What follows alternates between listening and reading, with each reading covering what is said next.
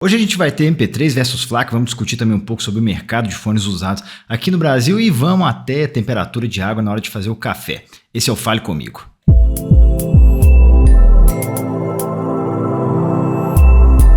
Salve, salve galera, sejam muito bem-vindos ao canal Música Café, eu sou o Antenor e vamos para mais um Fale Comigo, esse é o de número 8, quadro em que vocês obviamente falam comigo. E a dinâmica aqui segue sendo a mesma, vocês vão comentar aqui embaixo o que vocês querem conversar comigo, o que vocês querem me perguntar, que eu vou tentar trazer o máximo possível de perguntas, se não todas. Então, bora lá começar isso aqui, cara. E a primeira pergunta aqui é do Felipe. Ele pergunta assim: Antenor, tem uma pergunta. Qual é a sua opinião sobre arquivos FLAC e MP3 320 kbps? Existe alguma diferença audível? Você consegue identificar alguma vantagem ou diferença do FLAC sobre o MP3?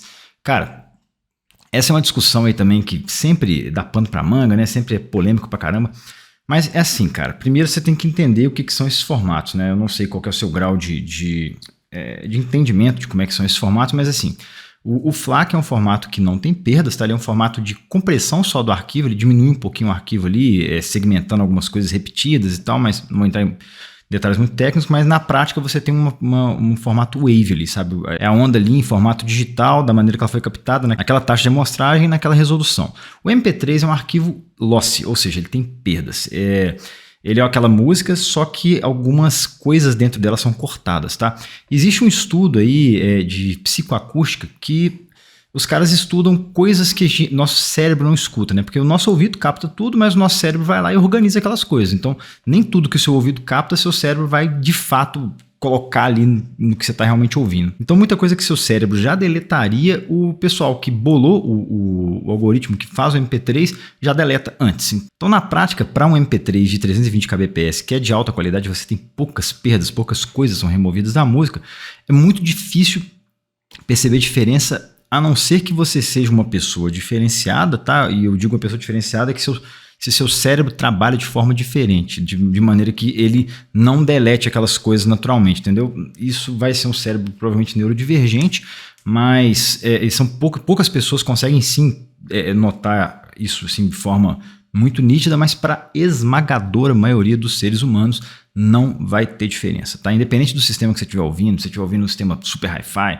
ou no sistema simples, ou no fone lá, sabe? Você não vai ouvir, a maior parte das pessoas não vai ouvir diferença. Como eu falei, uma parcela mínima das pessoas vão ouvir diferença sim, tá? Então, para nós, meros mortais, assim, para a galera que tem um cérebro mais ou menos normal, ninguém é normal na prática, mas para quem tem um cérebro mais ou menos normal, as diferenças não vão ser audíveis, a não ser que você saiba onde procurar. Para quem entende desse lance da psicoacústica e sabe o que esse algoritmo remove da música, pode ser que você saiba os pontos em que você vai prestar atenção daquela música que talvez você escute diferença, sabe? Na hora de comparar uma versão com a outra, mas vou reiterar aqui, é difícil pra caramba, tá? Num teste cego é muito difícil de passar.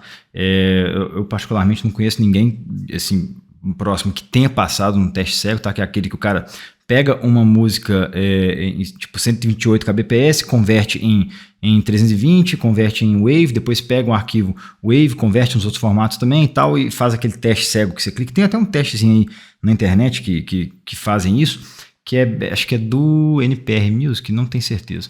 Eu já fiz, inclusive, há muito tempo atrás, e é realmente muito difícil de você perceber reais diferenças, de novo, a não ser que você saiba onde procurar, onde que foi tirada aquelas partezinhas, tá? É isso, cara, não se importe tanto com o formato, tá? A mix é muito mais importante, a produção daquela música é muito mais importante, sabe? O dynamic range, essas coisas. O formato não importa muito, a não ser que você tem um formato muito lixo ali, tipo MP3, 96, 128 kbps, que realmente é toquinho de celular. Bora para a próxima, que é do Márcio. Ele fala assim: curto bastante headphones, sempre tive curiosidade em ter algum IEM de referência. Acontece que não gostaria de repetir o que eu fiz com relação aos headphones. Comecei com fones duvidosos, fui passando pelos bons de entrada e cheguei em alguns que me atendem bem. Hi-Fi Man Edition XS, né, XS e Sennheiser HD800S. Não preciso dizer que essas idas e vindas ficaram caras, obviamente. Dito isso, gostaria de saber quais IEMs seriam equiparáveis em aspectos técnicos a cada um dos dois que eu citei, na sua opinião, claro. Cara, antes de mais nada, a percepção individual de cada pessoa, ela é muito pessoal a respeito de intra-auriculares. Por quê? O intra-auricular, ele bypassa uma boa parte do seu sistema, né? A caixa de som ela vai entrar ela vai interagir com o seu corpo, vai interagir com a sua cabeça, vai interagir com os seus ouvidos e tal. O headphone, você já bypassa uma parte disso, né? Você já não interage muito com o corpo, não interage muito com a cabeça, mas você interage com todo esse pavilhão auricular aqui, com as orelhas e tal, né? Com essa acústica que suas orelhas têm. O intra-auricular, ele já bypassa isso tudo e vai lá direto dentro do seu ouvido. Então, a curva de resposta que aquele fone vai ter talvez a percepção que eu tenha dela não vai ser a mesma que você, porque o seu sistema aqui, que ele está bypassando, é um pouco diferente, né? O de todos nós é diferente. Lógico que existe uma faixa média, que, né, que todo mundo é mais ou menos parecido, a não ser que você tenha uma anomalia muito grande na sua orelha, mas fora isso, a gente tem essa parte, essa coisa natural é bypassada. Então, um fone intra-auricular que eu escutar, pode ser que você tenha uma percepção bem diferente, talvez o que eu perceba como natural, você não perceba também como natural, tá? Por isso que é interessante a gente ter vários reviewers, porque cada um tem um formato, cada um é diferente, e às vezes você vê uma coisa que eu falei, escuta aquele fone e bate, então provavelmente a gente tem essa parte parecida e tal, então você vai escutar mais ou menos parecido com o que eu escuto nos intra-auriculares, tá?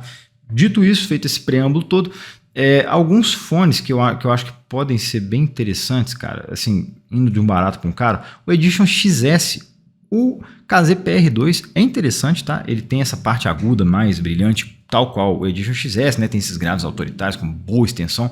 O XS não tem graves fortes, mas ele tem uma extensão muito forte, então ele acaba tendo aquela percepção boa de chão.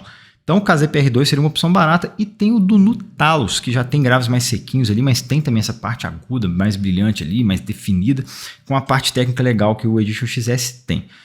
Isso na minha percepção, tá? Já o HD800S, um fone mais barato que pode chegar bem perto disso, é o Syngot EA500, na minha percepção. Também ele é brilhante, ele tem esse brilho um pouco a mais do HD800S, mas é controlado tal qual o HD800S, tem graves mais sequinhos ali e tal. Outro que pode ser interessante, um pouco diferente, mas pode ser interessante pela percepção de referência, é o Studio 4 da Softears, que é um fone bem interessante também. Ele já tem ali subgraves um pouco elevados e tal, mas é um fone que para mim me deu uma percepção boa de algo que é bem neutro, assim, que é bem natural aos meus ouvidos, sabe? Que é de referência. E um outro, só que aí num patamar de preço já mais exorbitante, é o Audiodream Somnium Est. Tem o MR e tem o ER.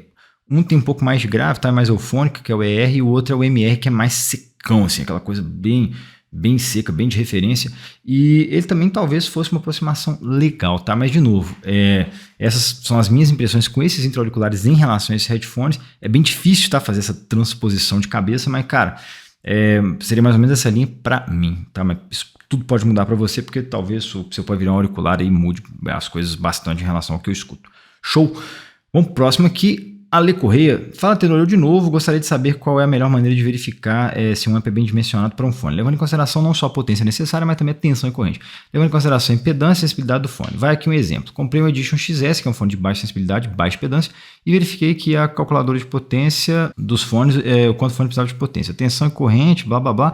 Na minha busca por um amp DAC, que foi um fio cassete, coletei os dados de potência e voltagem do amp. E em uma medição feita por um terceiro que mostrava um gráfico de THD versus potência, THD versus volts RMS em 16 ohms. Além desses dados, verifiquei a impedância de saída do amp, que é menor que 1 ohm, para ver se respeita o fator de amortecimento, né, que é aquele fatorzinho de 8. Só com esses dados já é possível chegar a uma conclusão. No meu caso, joguei tudo no chat GPT e pedi para ele ver se o DAC era suficiente para o fone. Perdão pela pergunta longa, parabéns pelo canal. Cara, hoje isso está mais fácil do que já foi antigamente, tá? Porque a gente tem essa linha objetivista de amplificadores, principalmente os chineses, que são todos muito bons, todos têm uma qualidade muito alta de saída, impedância de saída muito baixa, conseguem fornecer corrente suficiente, tá?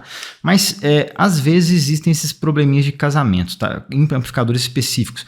Mas isso é uma coisa muito difícil de eu te falar num vídeo só aqui, porque, por exemplo, a gente tem vários tipos de arquiteturas de amplificação lá dentro no circuito eletrônico do amplificador. Temos, por exemplo, os OTL, que não tem transformador de saída, né? Output Transformerless, que são aqueles normalmente de tubos, que você tem uma seção de preamplificação com tubos, uma seção de potência com tubos também, e esses amplificadores normalmente têm um circuito orientado à tensão. Isso significa o quê?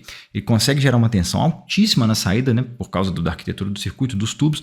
Ele gera uma tensão muito alta na saída, mas a hora que há uma demanda de corrente ali da fonte, do fone, ele não consegue suprir. Ele consegue tensões altíssimas lá e tal, mas a hora que você conecta a carga, ele não entrega aquela corrente e aí o sinal dele fica distorcido, ele aquece mais, ele não rola, não funciona. Só que para fones que tem uma impedância de saída muito alta, tipo um HD800, um HD600, né, fones desse gênero, de impedância maior que 300 ohms, tal, aqueles Bayer Dynamic e tal, isso pode ser legal, ele se dá bem com esse tipo de fone, porque ele joga tensão lá no alto, mas o fone não demanda tanta corrente assim, porque a impedância é muito alta. Então ele vai ficar naquela corrente baixinha, mas ele demanda uma tensão alta. Então no fim das contas, rola uma sinergia legal. Ele consegue suprir todas as demandas de corrente em toda a faixa ali de impedância do espectro audível daquele fone, tá? A gente tem também amplificadores sem capacitor de saída, a gente tem os então tem diversas, tem aquela arquitetura da SMSL, que é o Nested, não sei o que, é uma matriz a tradução é meio que uma matriz de circuitos aninhados, sabe? Que eles fazem uns circuitos em série lá, que vai reduzindo o ruído ao mesmo tempo que vai amplificando o sinal. Então, cada arquitetura dessas aí vai ter uma característica na saída ali. Um vai entregar mais corrente com mais qualidade, outro vai entregar uma tensão mais estável, outro vai entregar uma tensão mais alta e estável, mas não vai dar conta de entregar corrente. Então, isso aí você só vai meio que sacar na experiência mesmo, que você for testando ali e tal, né? Porque tem coisa que no papel é muito boa, mas na hora que você vai escutar não é tão boa assim. Então, só vendo a especificação não dá muito para sacar. Mas essas marcas já tradicionais chinesas, que tem uma qualidade de saída muito alta, provavelmente vão se dar bem com todos os fones. Pode ser que não seja a melhor coisa do mundo, né? Tipo, você tem esses exemplos aí de um Bayer Dynamic T1 com 600 ohms lá.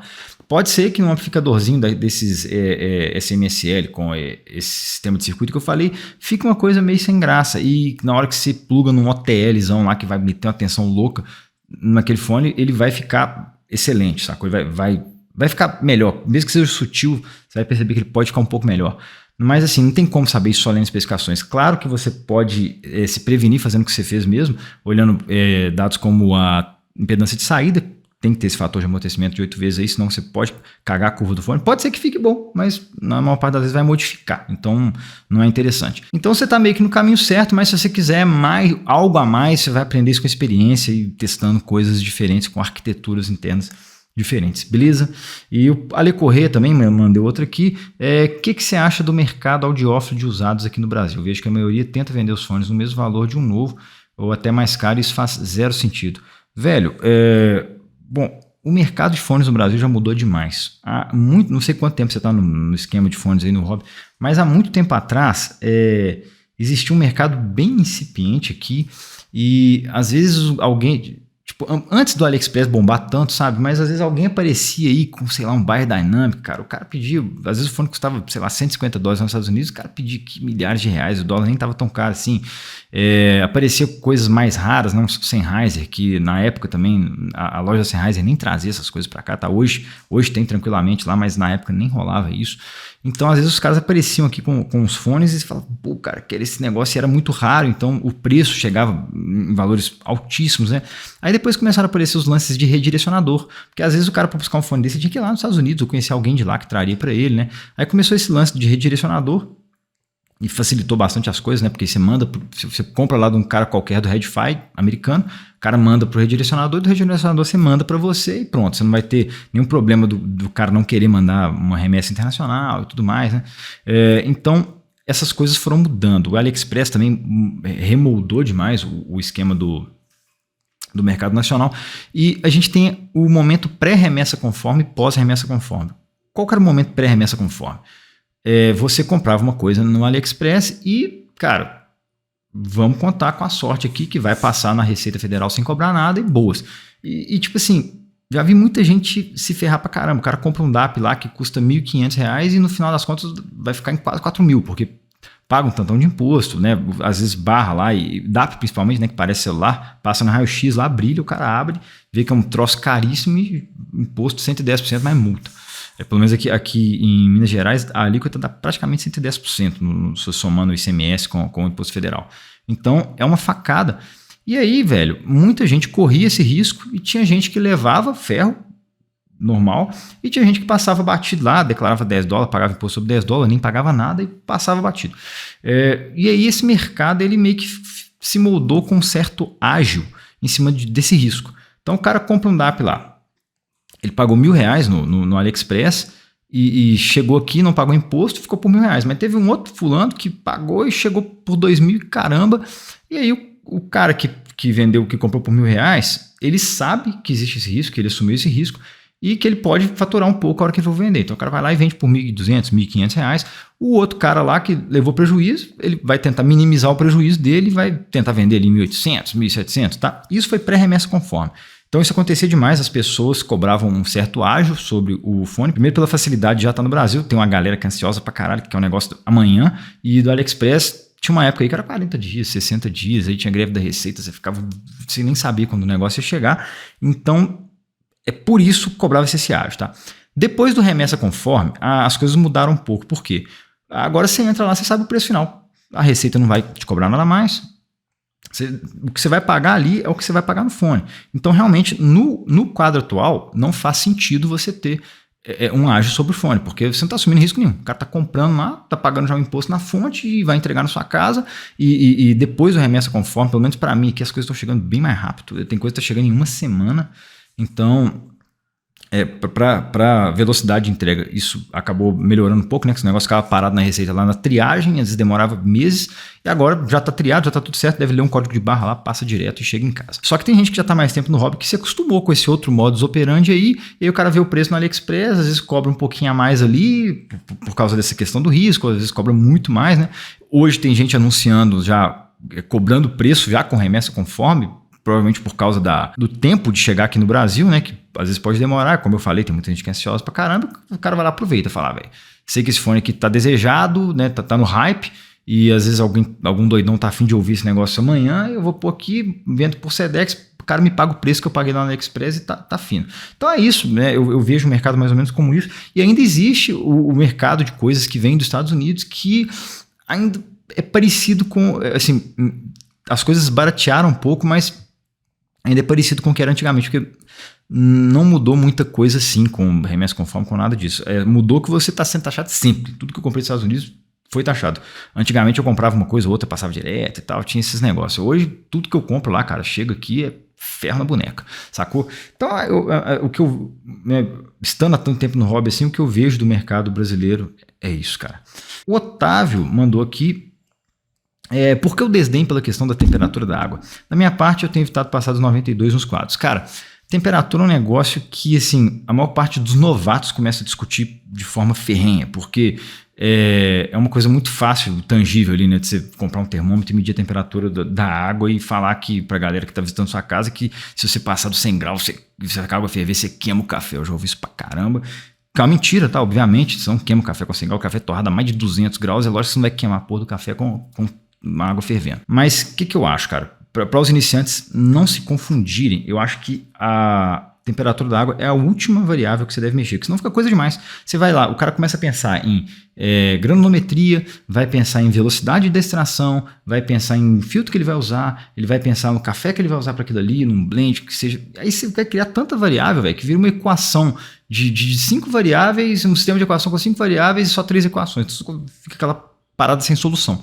Então, eu acho que, principalmente para coados, a temperatura de 100 graus, não, água fervendo, ela é muito boa, porque você não precisa medir nada, véio. A água fervendo, ela vai ferver na sua casa sempre a mesma temperatura, não sei que ela esteja com sal lá, algo, né, diferente, mas assim, na prática, uma água que você usa sempre ali, uma água filtrada que seja uma mineral, ela vai ferver sempre na mesma temperatura, então você tem um excelente parâmetro controlado. Aquela temperatura vai ser fixa sempre, não vai queimar o café, você pode sobreextrair um pouco com a temperatura mais alta, mas para iniciante, principalmente, a diferença é marginal, tá? Se você extrair um café para um cara a 92 graus, o cara novato, e o outro 98, que é mais ou menos o que ferve aqui em Belo Horizonte, 97, 98, eu duvido que o cara perceba a diferença. Eu, assim, duvido pra cacete, sacou? Então, isso é um parâmetro que eu indicaria, eu mexeria para um robista que já testou tudo, já sabe todas as granulometrias, já manja pra caramba de qual que vai ser a velocidade da extração ali, já tem uma técnica muito apurada. Então esse cara eu acho que beleza, mexe na temperatura lá que pode ser que você chegue num negócio mais ideal.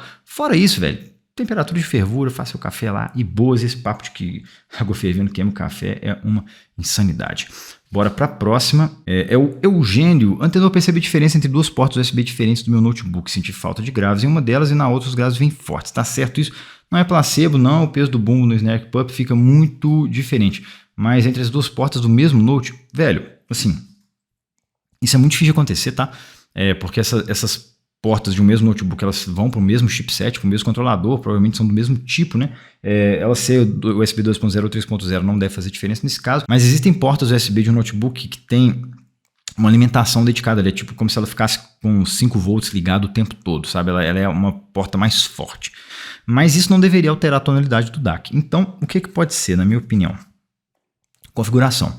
Por exemplo, se você tem um DAC que tem saída para microfone, tá? Que suporta aquele plug TRRS, normalmente esses DACzinhos não balanceados de uma saída só 3.5 oferece esse suporte. Se aquela saída estiver configurada como comunicação, ela vai chapar o sinal para a faixa de comunicação.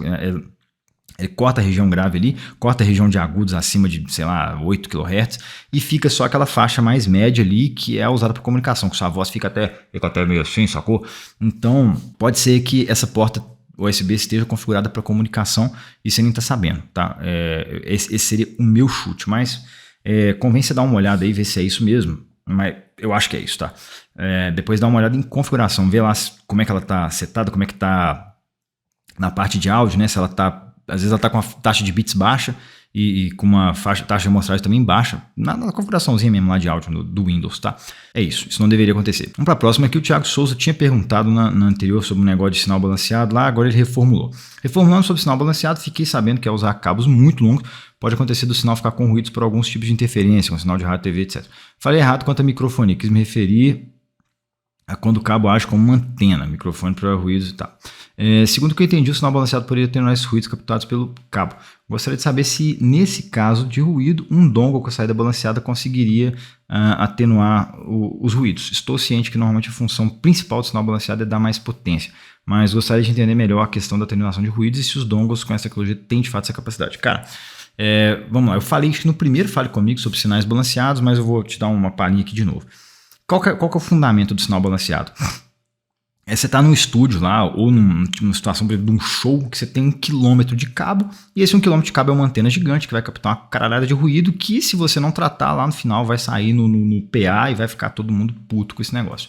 Então qual que foi a solução? Eliminar esse ruído, mas como? Foi uma solução extremamente engenhosa. O que os caras fizeram?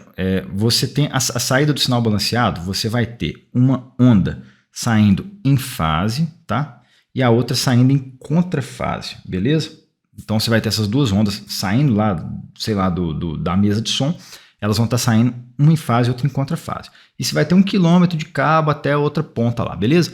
E você vai ter uma onda viajando, uma encontrar a outra, e nesse caminho, como esses cabos estão juntos, eles vão, na prática, pegar o mesmo tanto de ruído. Então, esses ruídos vão se somando ali nesse sinal até a ponta final. Só que quando você chega lá, esse sinal que está em fase e contrafase com outra ondinha lá, né, os dois sinais diferentes balanceados viajando, você vai inverter né, ele vai passar num componente eletrônico lá que inverte a fase da onda. E aí o que vai acontecer com as ondas? Elas vão se somar, vão crescer, e o ruído que estava ali, que estava em fase, né, antes o ruído estava em fase, o ruído agora vai virar contrafase, eles vai acontecer uma soma ali e vai ficar zerado. Esse ruído vai praticamente zerar. Então esse é o fundamento do sinal balanceado, tá? Na saída de um amplificador de fones ou um DAC, você vai ter esse sinal em contrafase. Quando eu meço aqui a saída dos amplificadores, eu consigo ver no meu osciloscópio, um sinal sai com a ondinha para cima, outro sinal sai com a ondinha para baixo, beleza. E a hora que chega lá no fone de ouvido, essa onda se inverte e soma lá nos fiozinhos que ele conecta lá dentro do fone. Então sim, nesse caso, você teria a eliminação do ruído lá na ponta final do fone. Mas cara, você não vai usar 1 km de cabo com fone, né? Para começar a aparecer mais ruído no fone, você teria que ter um cabo, sei lá, de 5 metros ou mais. E eu não sei se isso é muito viável assim, para você ficar escutando em casa. Então é isso, o sinal balanceado, o propósito dele é justamente eliminar esse ruído dessa forma resumidíssima que eu te falei, beleza? Vamos lá, para a próxima o Adão. Antenor, próximo Fale Comigo.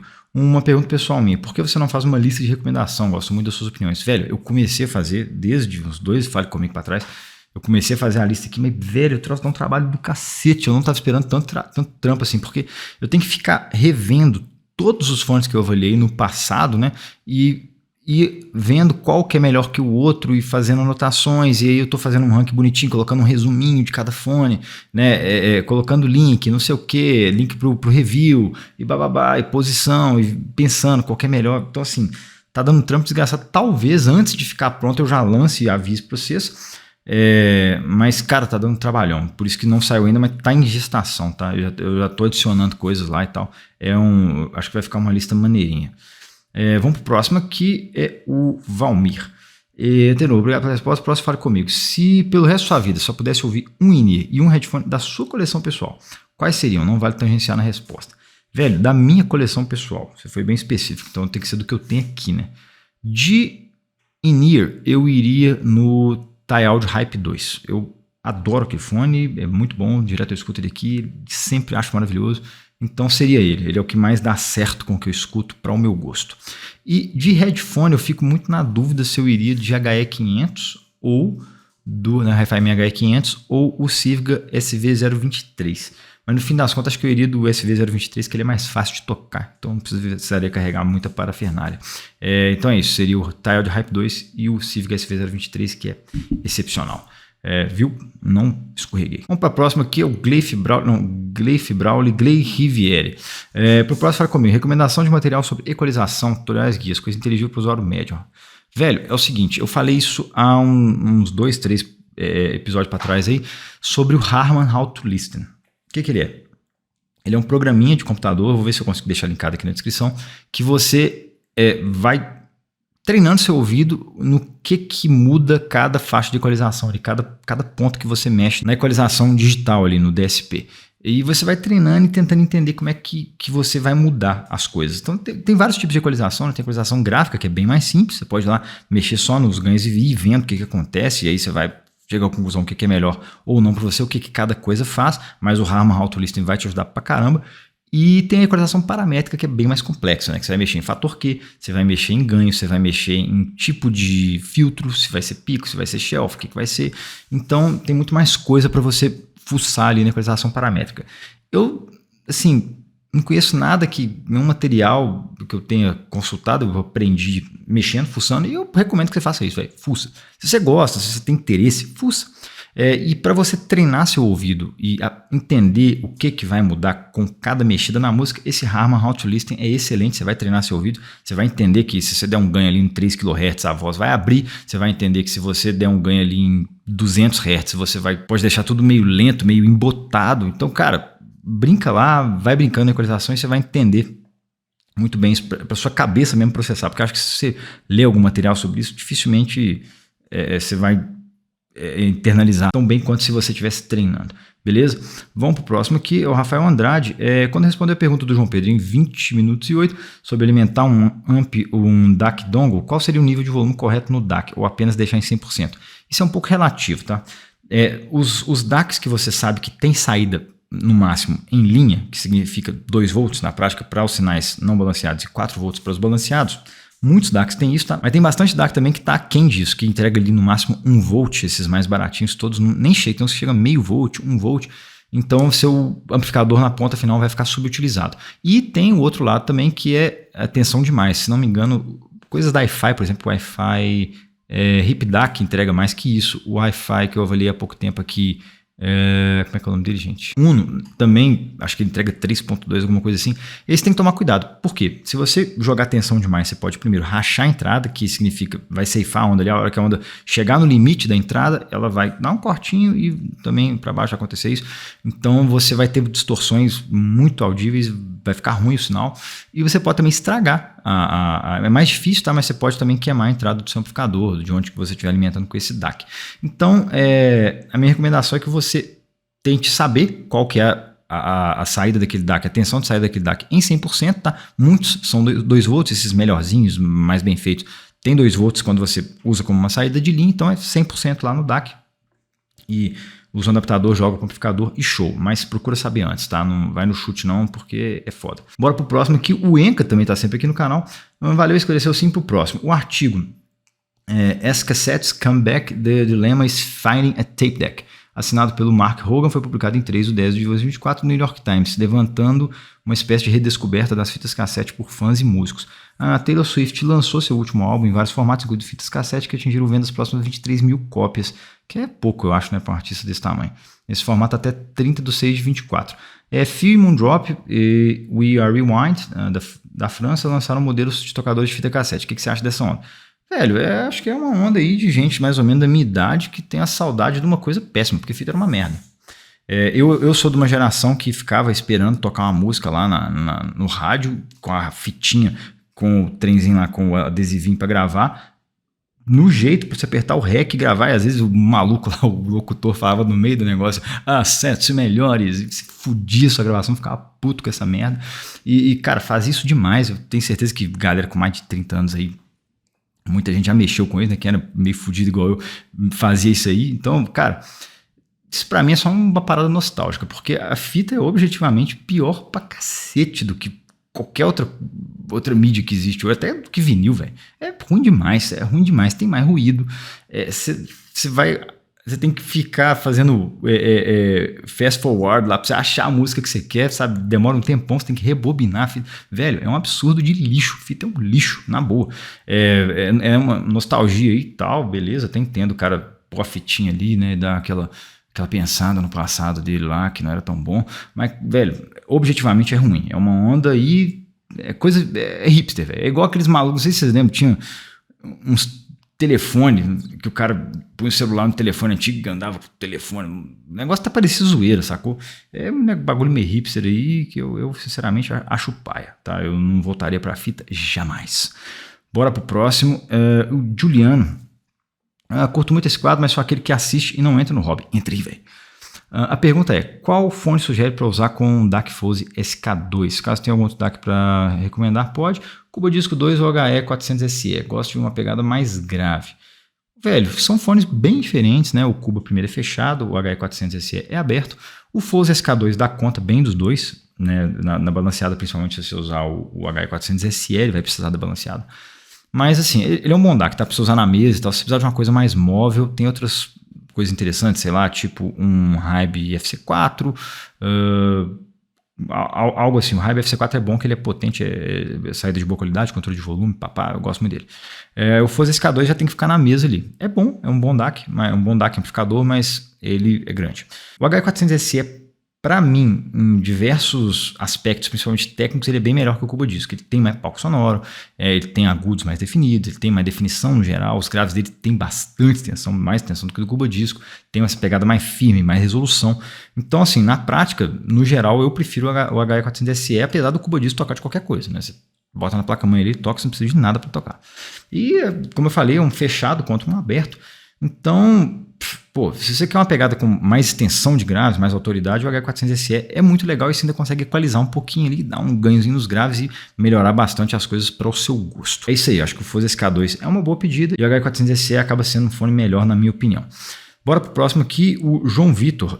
Primeiramente, ótimo vídeo. Uma dúvida que eu tenho é a seguinte: hoje eu tenho um KZDFi e um Dropmate. Gosto muito deles e na sua avaliação dos dois também aprovou. Porém, tem alguns fones mais caros que já passaram no canal de 100, 200 dólares que você diz que não são bons. Eles não são bons para a faixa de preço deles ou não são bons no geral. Tipo fones como DeFi, EDC, Cadenza podem ser melhores que fones de 5 vezes o preço, até vezes mais. Sim, senhor. Muito fácil essa. Existem vários... Tipo, o preço tem nada a ver, velho. O preço, você está pagando ali por componente do fone, você está pagando por kit, né? Case, caixinha, né, perfuminho, você está pagando por essas coisas e não necessariamente pelo som. O som é um aspecto, é o tuning do fone. E, cara, tem tunes que são uma merda. Tem empresa que não sabe tunar fone. Simples assim.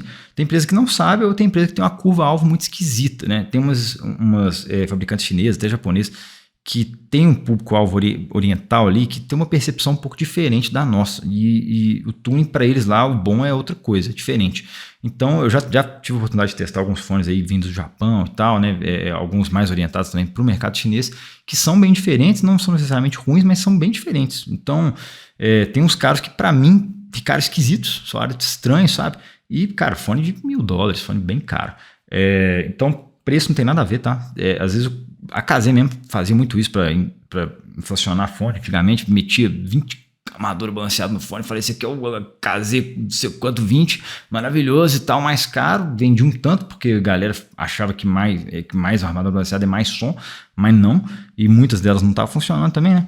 E, cara, não tem nada a ver isso, tá? Tem fones muito baratos que são excelentes, você deu bons exemplos aqui, o KZ EDC é um excelente exemplo, e muitas vezes também você pode ter um fone que tem a mesma sonoridade, tipo um KZ, sei lá, que tem a mesma sonoridade de um outro fone de outra fabricante, bem mais caro, sei lá, um Moondrop da vida, mas você vai pagar também pelo controle de qualidade.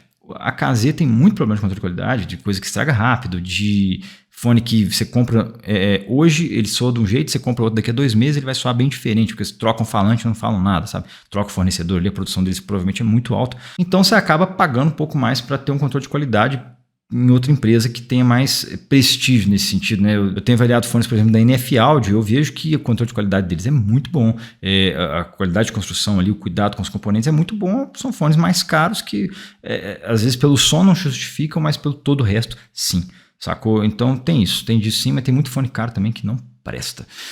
Vamos pro próximo, o Douglas, boa noite, Tenor. Me responda porque ele falou single, que merece ser dongle, colocado no USB do PC fica forte demais, eu não consigo colocar 10% de volume, porque tá super alto. Testando em 3 dongles, um Hybe FC1, EPZ TP20 Pro e Sonata BHD, tentei usar driver ASIO, mesmo assim sem sucesso. Velho, isso é um problema do Windows. Eu também já passei por isso com vários dongles aqui. Eu gosto muito de dongles que tem o controle de volume nele, porque aí você coloca o Windows no máximo e aí você controla o volume ali no próprio DAC, né? Ele vai ter um regulador de voltagem ali que vai entregar o som bem controladinho, bem bom, do jeito que você quer, com pequenos passos ali entre cada volume. O Windows é muito ruim disso, ele tem uma rampa lá que é meio que acho que logarítmica, então os primeiros passos de volume sobe pra caralho e depois não sobe praticamente nada.